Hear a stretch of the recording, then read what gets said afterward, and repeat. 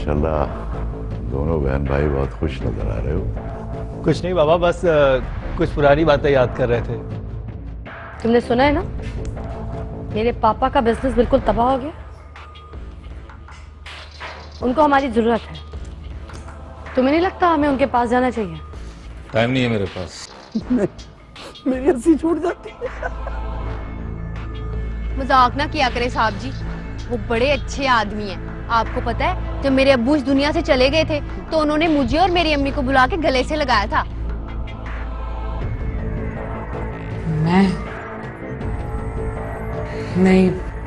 मैं अभी ये रिस्क नहीं लेना चाहती। शतरंज हमेशा मोरों से खेली जाती है। मोरे खुद कभी शतरंज नहीं खेलते। ज़ैनब के अब्बू के साथ ये सब किया किसने? हमें पता है किसने किया। एक और बात है, उसका हक ही नहीं बनता आपसे नाराज होने का। पूछे क्यों? क्यों? क्योंकि आप हमारी भाभी हैं, इस घर की बड़ी भाभी, और माँ के बाद भाभी का रुतबा होता है। मालूम है ना आपको? खुशी से भी माफी मांग लूंगी, मगर किस मुंह से माफी मांगूंगी मैं?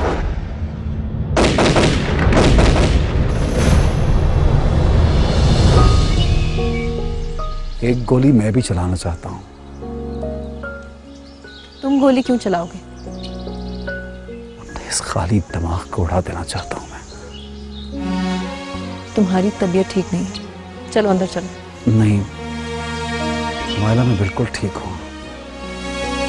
बल्कि मैंने सोचा है कि मैं तुमसे और तुम्हारे अब्बू से इजाजत चाहूंगा। मैं यहाँ से जाना चाहता हूँ। तुम कहाँ जाना चाहते हो? कि तो मैं भी नहीं जानता, लेकिन जाना तो है ना मुझे। हमेशा के लिए यहाँ तो नहीं रह सकता। तुम भी अंडर ट्रीटमेंट हो और अब्बू की पूरी कोशिश है कि तुम्हारी याददाश्त वापस आ जाए। जिस दिन तुम्हें तुम्हारा माजी याद आ जाएगा, तुम चले जाना। Impossible, it's impossible.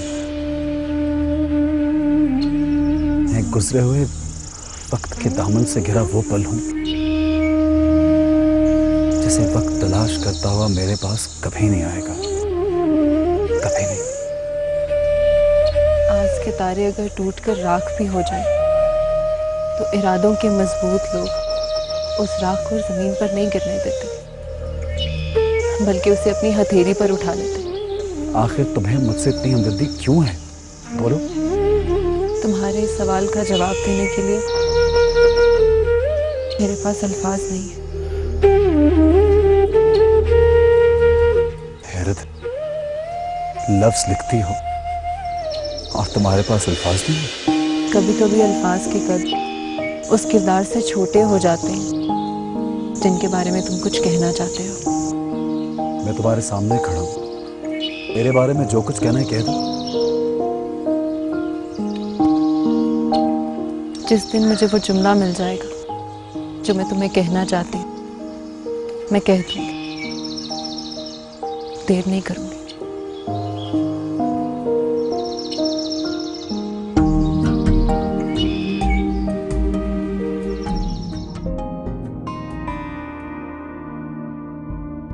मौसम में तब्दीली देख रही हूँ। हवाओं का रुख बदलने लगा है।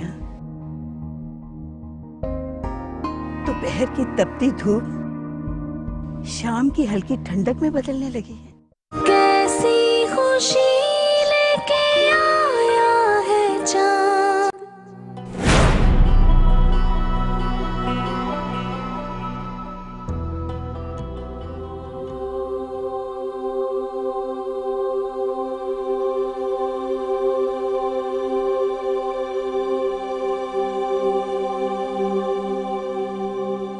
आप यहाँ क्या कर रही हैं फूफी जान?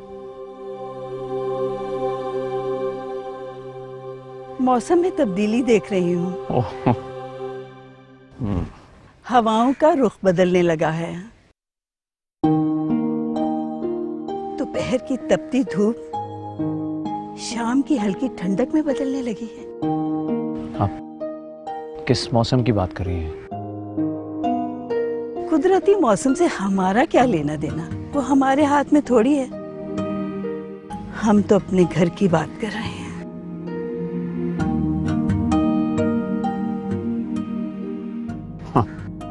घर का मौसम तो ठीक होना ही है फूफी जान।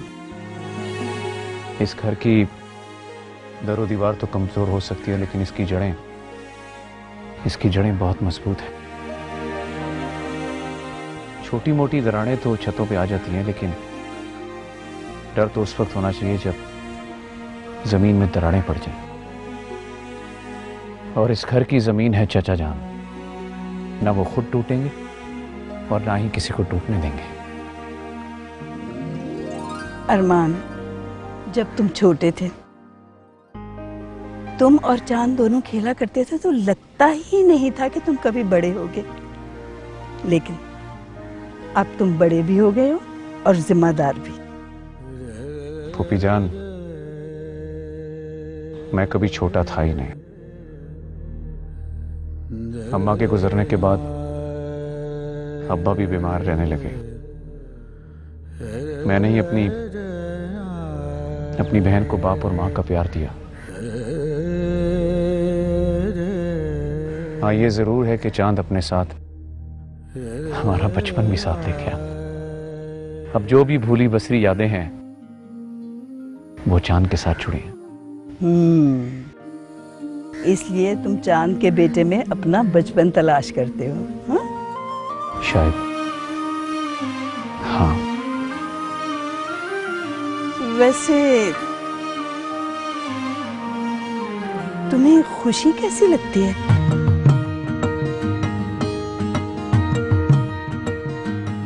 तो वैसे ही फूफी जान, जैसे चांद के दोस्त को चांद की बीवी लगनी चाहिए।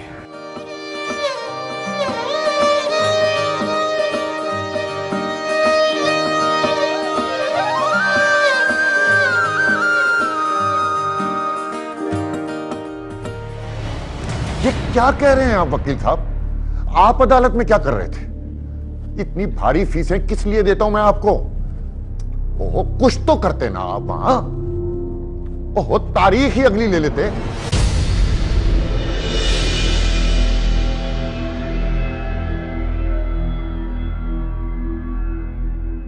ओहो,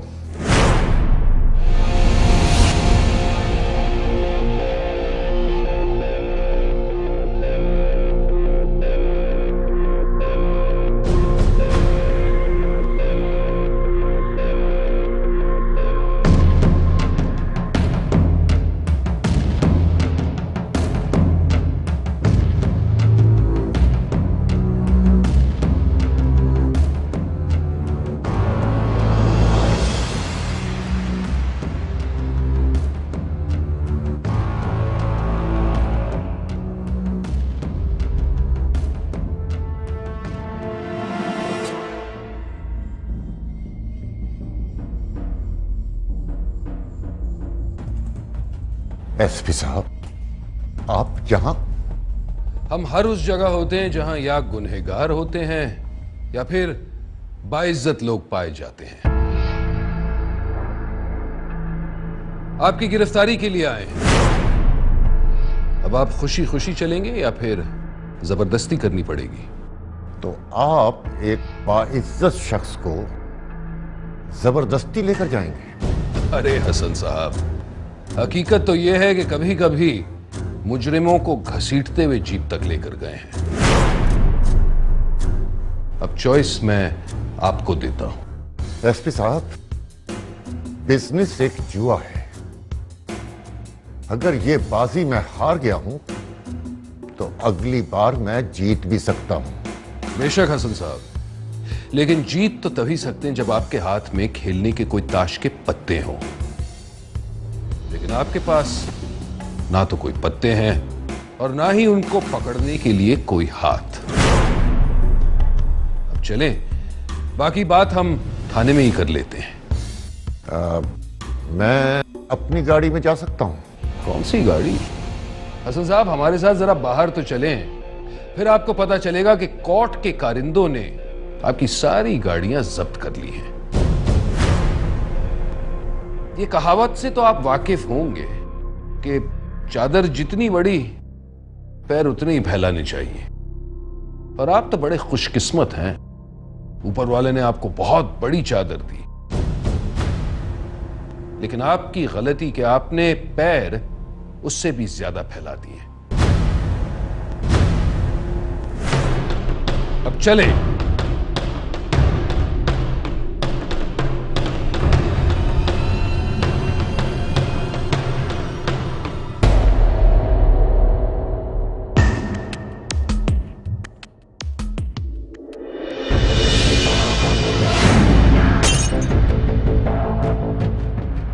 नहीं छोड़ूंगा मैं किसी को, नहीं छोड़ूंगा।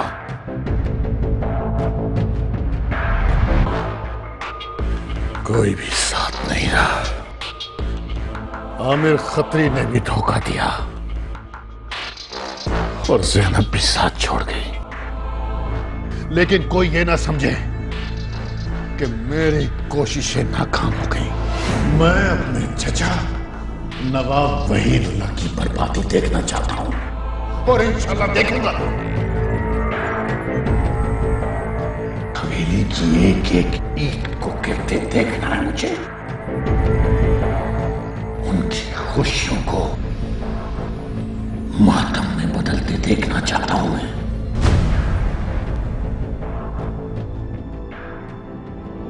एक दिन उनको सड़क पे लाना ही मेरी जिंदगी का मकसद है। नवाब चचा, अब मेरे अगले वार का इंतजार करें आप।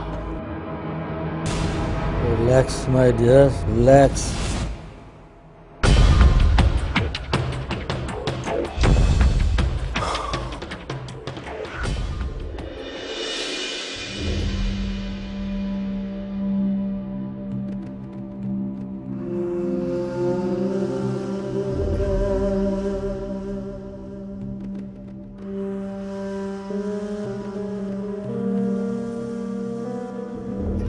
क्या बात है हसन साहब, इतना परेशान क्यों लग रहे हैं? पहले जलील करते हो, फिर चाय पिलाकर इज्जत देते हो।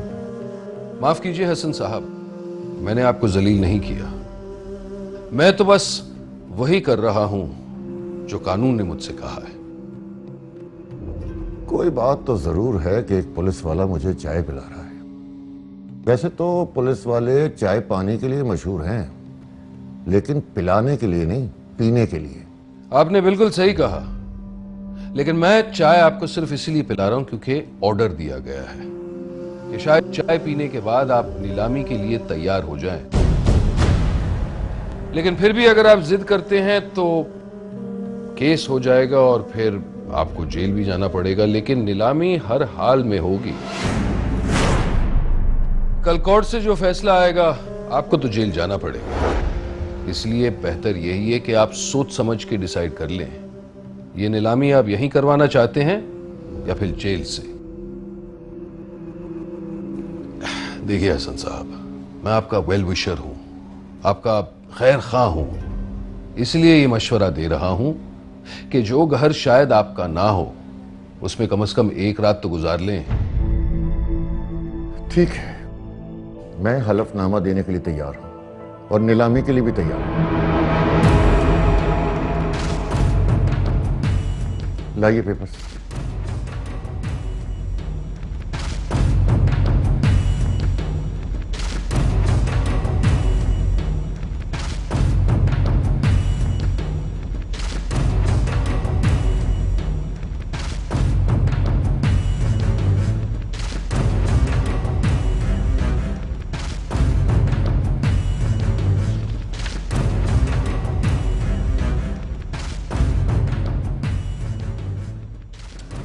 समझदारी का काम किया है।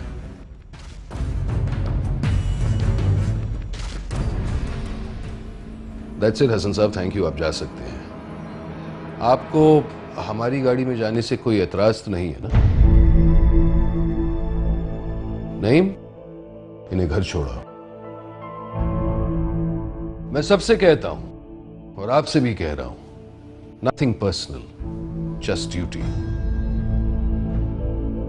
वैसे अब जबकि आप बर्बाद हो ही चुके हैं तो ये भी देख लेते हैं कि आपका हमदर्द कौन है और दुश्मन कौन। देखते हैं नीलामी के लिए कौन आता है।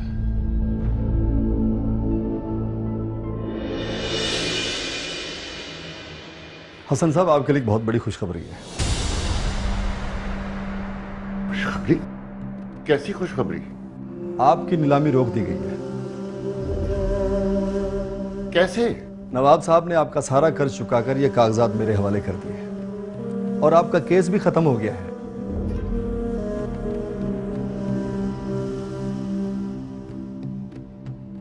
हालांकि आपने तो उनके सारे शेयर्स खरीद के उन्हें बर्बाद करने की कोशिश की।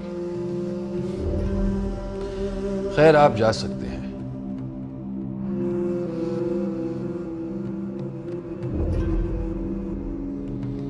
चलिए वकील साहब।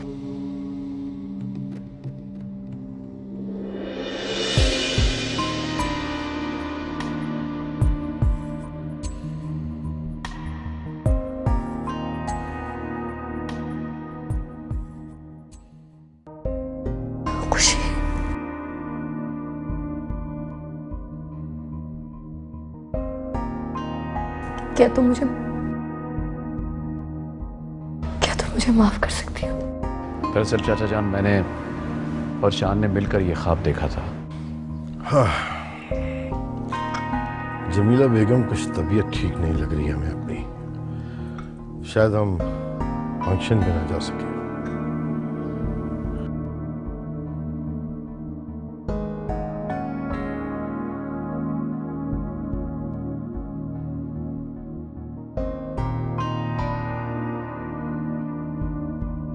खुशी,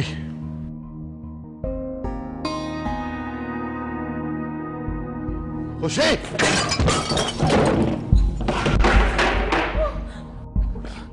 कैसी खुशी लेके आया है चांद।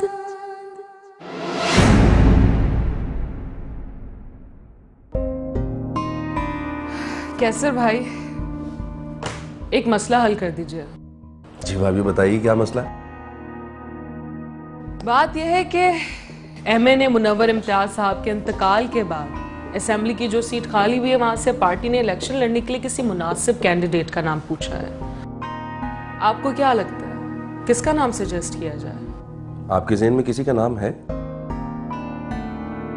मेरे जहन में एक नाम है, लेकिन मैं ये सोच रही हूं कि अब्बू से कैसे कहा जाए। गुड, आपने कुछ बेहतर ही सोचा होगा। वैसे किसका नाम सोचा आपने? आपको क्या लगता है मैं किसका नाम सजेस्ट कर सकती हूँ? देखें भाभी, नाम तो आप ही को सेलेक्ट करना है। मैं क्या कह सकता हूँ? मुझे तो सिर्फ इतना पता है कि आप जो भी सोचेंगी पार्टी के लिए बेहतर सोचेंगी।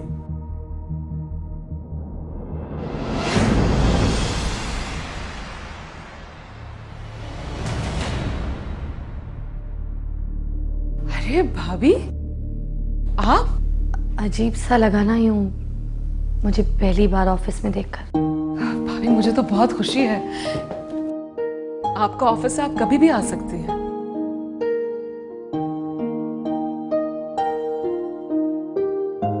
एक्सक्यूज मी कैसर भाई, इफ यू डोंट माइंड, मुझे खुशी से कुछ पर्सनल बात करनी है। जी जी जरूर भाभी।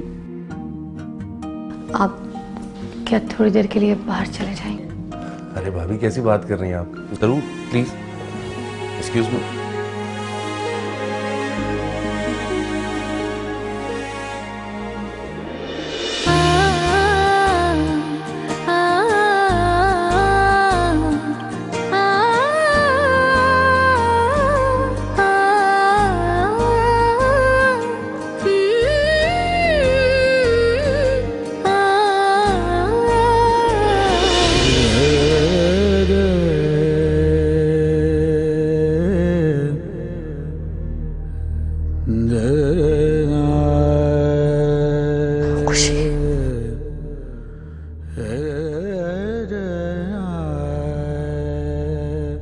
क्या तुम मुझे माफ कर सकती हो?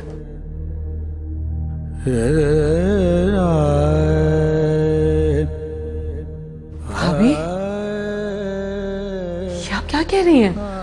मैंने हमेशा तुम्हारे साथ बहुत बुरा किया। भाभी ऐसा मत कहें, ये आपका हक था। आप मुझे कभी भी गलत नहीं लगी। आप बैठे ना।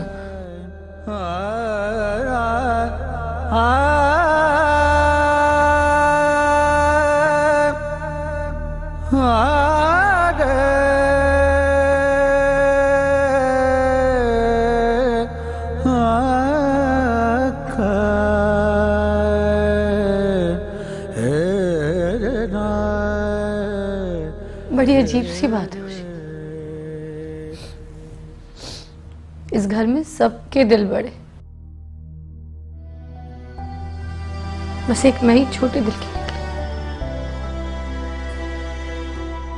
मैंने तुम्हारे साथ बहुत बुरा सलूक किया, मुझे माफ कर दो।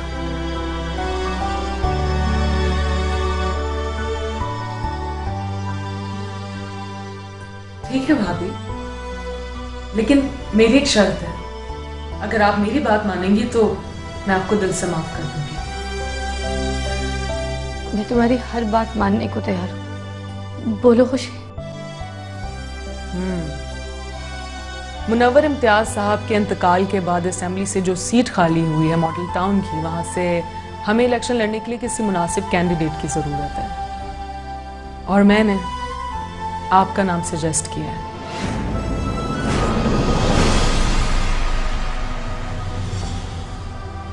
अब आप इनकार नहीं कर सकते, आपने वादा किया मुझसे।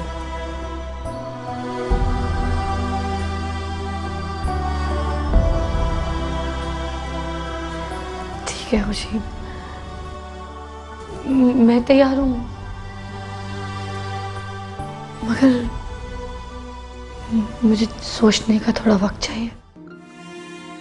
ठीक है, आप जितना चाहे वक्त ले लें, लेकिन मुझे जवाब हाँ में चाहिए।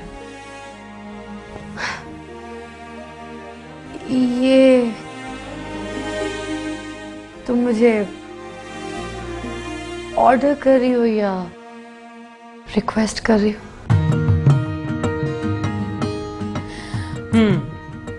छोटी बहन होने के नाते मैं आपसे रिक्वेस्ट कर रही हूं, और पार्टी की वाइस प्रेसिडेंट होने के नाते आपको ऑर्डर दे रही हूं।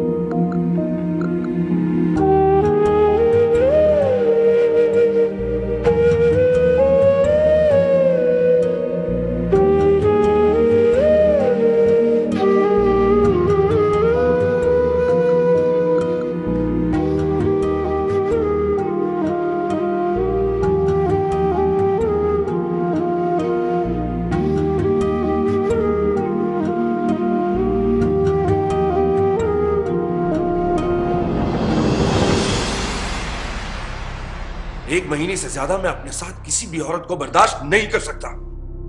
ये धोखा है, फरेब है। तुम इस तरह मुझे शादी के बाद छोड़ देना चाहते हो। छोड़ देना चाहता ही नहीं, समझो छोड़ दिया। मैं तुम्हें तलाक देता हूं, तलाक देता हूं, तलाक देता हूं।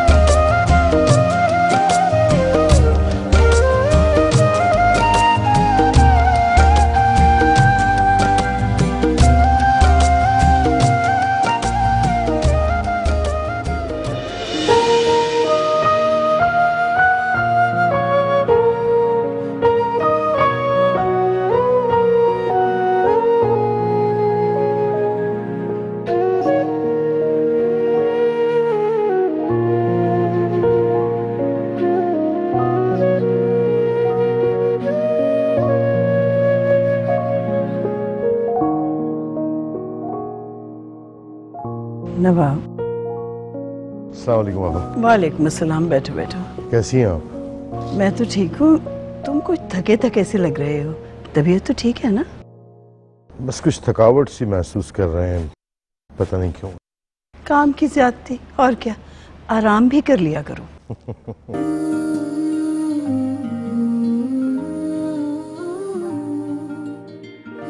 बहुत जगह भी बड़ी अच्छी थी। अच्छा वो मैं आ गई साथ, है ना? अस्सलाम वालेकुम। वालेकुम अस्सलाम। अस्सलाम वालेकुम अब्बू जी। वालेकुम सलाम। जीती रही है। ऐसे नज़ारे तो घर का हर फर्द देखना चाहता है। यकीन मानिए, आप दोनों इस तरह हंसते मुस्कुराते आई हैं, बहुत खुशी हुई। कहाँ से आ रही हैं इतनी खुश खुश? जी हम ऑफिस गए थे, आज जैनब भाभी को ऑफिस दिखा के आई हूँ। हाँ। चलो भाई, इसी खुशी में चाय पिलवा दो।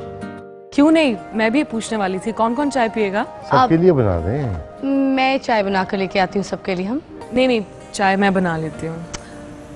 अच्छा बाबा ठीक है, तुम चाय बना लेना, मैं रंगीली के साथ मिलके किचन में पकौड़े बना लेती हूँ। ठीक है।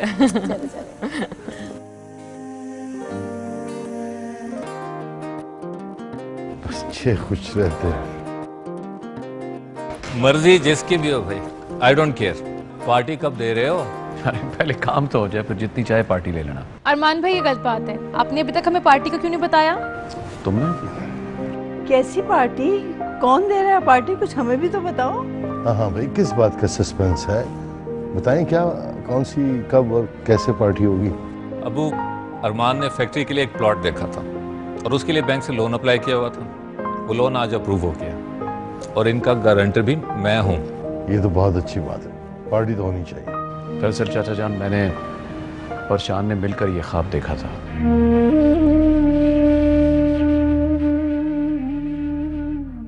लेकिन बदकिस्मती आज चांद नहीं है। आपको याद है कि जब हम दोनों ने मिलकर वो जमीन देखी थी,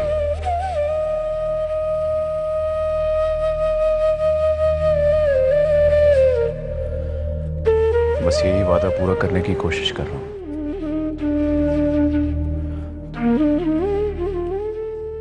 चांद नहीं तो उसके बेटे के नाम से कुछ शुरू करूं। हमारे इस नए बिजनेस में चांद का बेटा अमन 50% का पार्टनर होगा।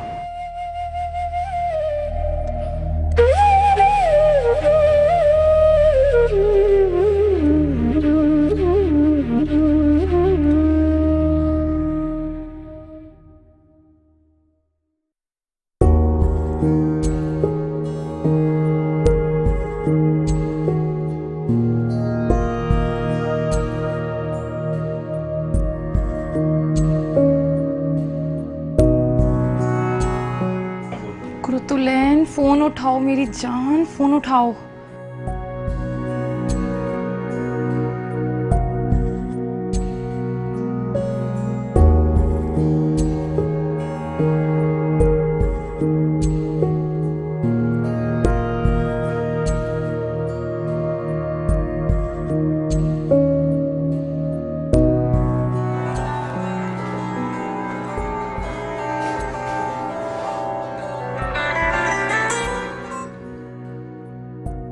हेलो।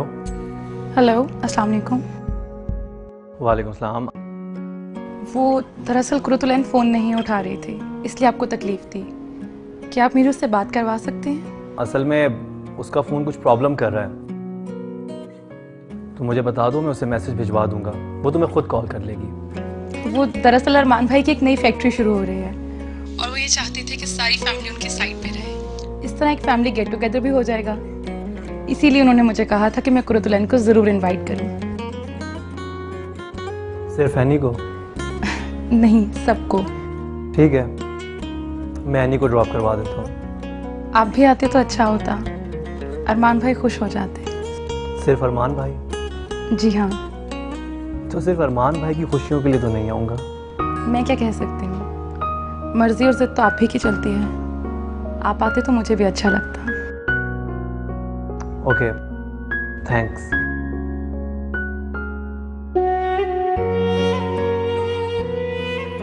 जब अपनी जिद और मर्जी से हमें चलाने वाला ही चला जाए, तो हम भी क्या करें?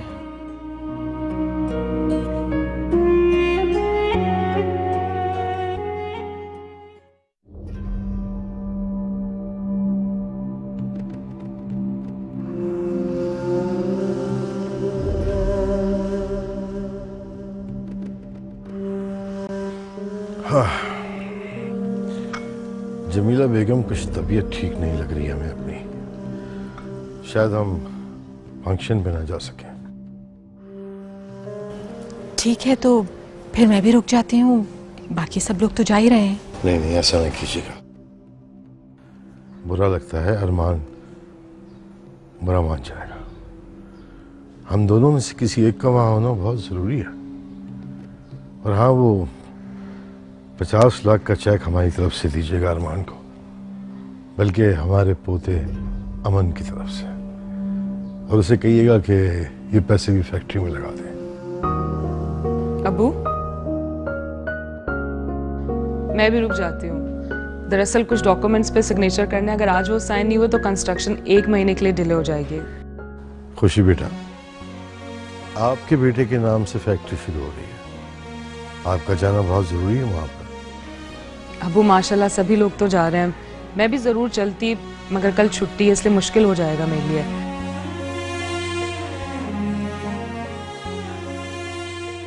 मैंने डॉक्यूमेंट्स घर पे ही मंगवा लिए हैं, बस जैसे ही फ्री हो जाऊंगी आ जाऊंगी फंक्शन में। ठीक है बेटा, आवाम का काम है, इसलिए मैं आपसे जिद भी नहीं कर सकता जाने के लिए, जैसे आपकी मर्जी। बेहतर अबू।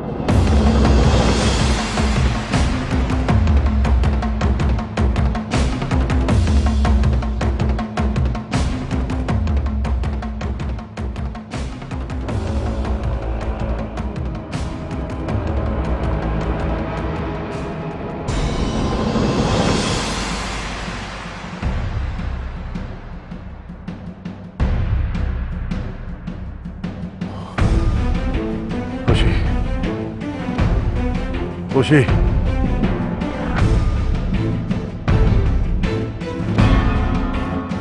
खुशी,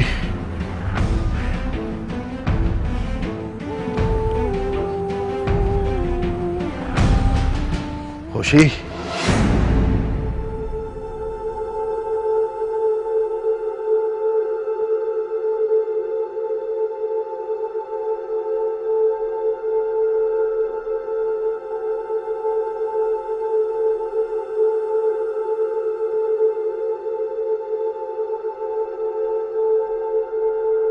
खुशी,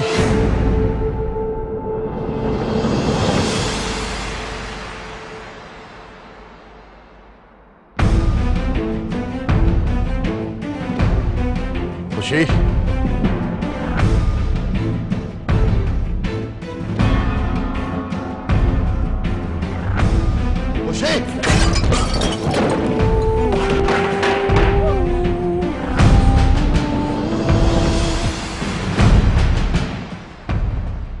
अबू आप ठीक है? शरफो, अबू क्या हो? कोई तो बात करे। अबू, शरफो, अबू हिम्मत कर, मैं ड्राइवर को फोन कर दूँ।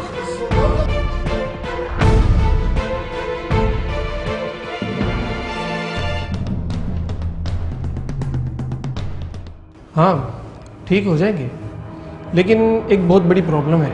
वो क्या है? हमें कुछ टेस्ट के बाद पता चला है कि उनकी दोनों किडनीज फेल हो चुकी हैं। सब लोग सो रहे थे, उसके ऊपर पेट्रोल डाला और आग लगा दी और चुप करके वहां से निकल गया, किसी ने देखा भी नहीं। मेरा क्या होगा?